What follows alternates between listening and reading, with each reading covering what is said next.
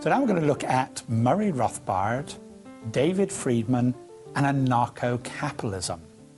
Murray Rothbard, famous for lots of things, but particularly his book For a New Liberty. And David Friedman, who's Milton Friedman's son, wrote a book called The Machinery of Freedom. And I suppose the first thing to say is that when people hear anarchism, they tend to think of ideas as being on the left and in some sense collectivist.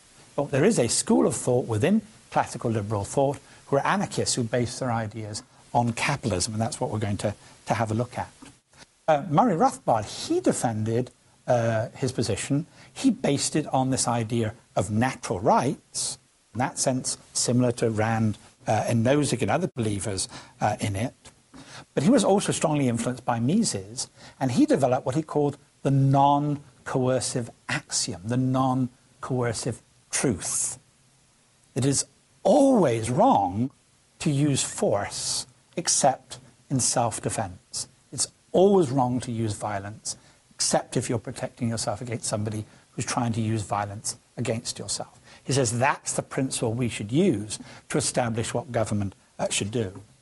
David Friedman, from a different point of view, he very much follows the same methodology of his father, the Chicago School of Empirical Analysis.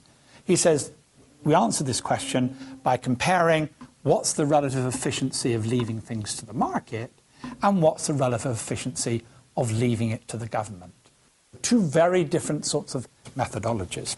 One clearly based on natural rights, one clearly based on consequences. Why do they think the government should be limited? In fact, they go beyond that. They believe there should be no state at all.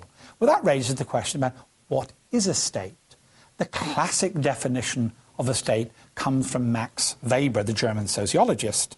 A state is an institution which claims a monopoly of the legitimate use of force over a given territory. So within the society the government covers, nobody else is allowed to use force.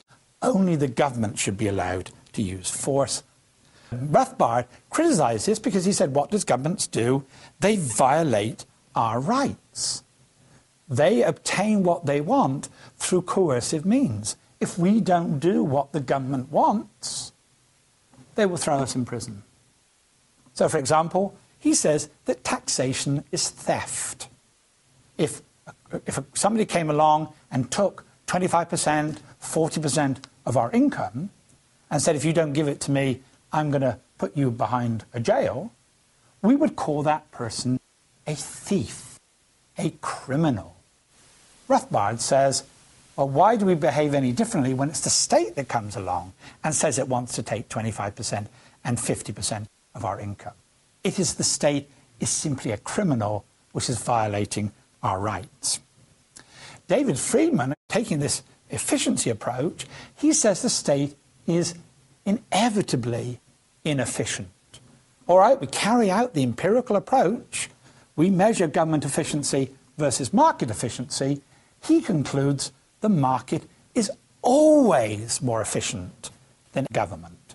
Whereas his father Milton Friedman saw there were some circumstances where that wasn't true. He argues empirically it's always true.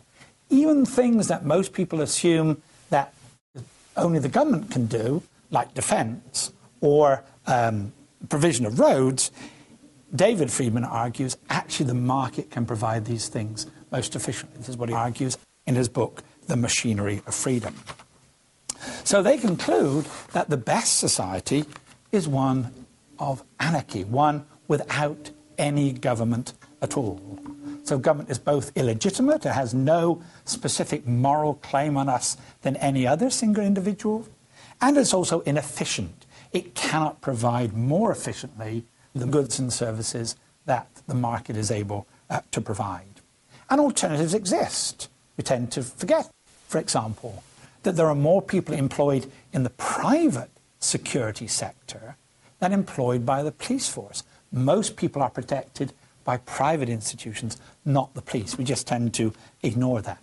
We ignore the fact that many disputes between businesses don't go towards state courts. That in fact, many business disputes are settled in private arbitration courts because state courts are so slow, they're so inefficient, they're so unreliable, many businesses would prefer to use private arbitration agencies to do this. So they think that there are other alternatives to the state provide these goods. And they also argue, all right, suppose you do believe in something like a minimal state. If you create a minimal state, it will never stay minimal. It will be unstable. And it will either have to go in one direction, which is the most likely, it will start as a minimal state and then it will grow and it will grow and it will grow and it will grow, or, which is what they favour, let's go to anarchism of having no state whatsoever.